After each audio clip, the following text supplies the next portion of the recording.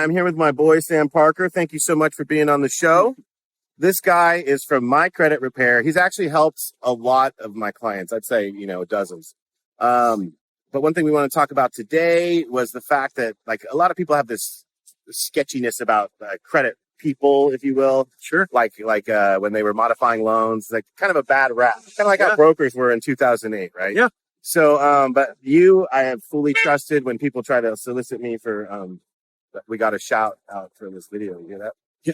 When people try to solicit me for credit, I just say I got my guy. So, yeah, absolutely. Well, but go on. Elaborate, please. Yeah, and I appreciate that. And honestly, like, the fears of your clients are justified. Most credit repair companies honestly do it the wrong way. They charge upfront fees. They take forever to get their job done. They do blanket disputes. And it's just a totally different process with us, because all I'm concerned about is getting you and your borrowers back to the closing table, not just charging them for months at a time. So we start with a free review with everybody, a free game planning session, so they can take it or leave it. There's no commitment until we commit to what we're going to be able to do for them. And then we guarantee our turn times. We guarantee our results. So if we don't get the job done, we give them a full refund. So there's no chance of them losing.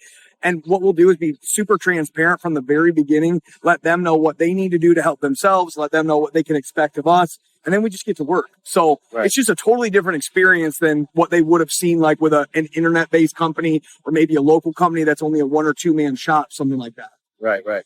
And then a lot of people have questions about different, like, I apply for a car, I get this score.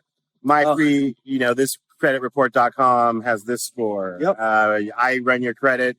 Well, so-and-so says I'm a 740 and you just rented it, I'm a 720. Yeah. How does that work? Well, what I tell people is that at the end of the day, the biggest purchase, the most important purchase, is going to be your home loan. So it just doesn't matter what everybody else says. It doesn't matter what Credit Karma says. It doesn't matter what your auto score is. At the end of the day, it's the mortgage score. Now, why it's confusing is that different industries use different scoring algorithms to come up with your credit score. So, like, the housing industry is just a stricter scoring algorithm. So if you have a late pay on your house from, say, 15 months ago, your score is going to be significantly lower than when you pull some consumer online score. Now, what I will say as a little bit of a conspiracy theorist is, when you go onto one of those online scores, you see that it's, nice and high, and then it invites you to apply for a credit card based on that credit score. And then when the credit card runs your score, they're using a different scoring algorithm. So it's all just a funnel. When you buy your credit score online, you're just getting into a sales funnel is what you're doing. Yeah. When it's online, I can say, I want to say 100% of the time, it's like the online score has never been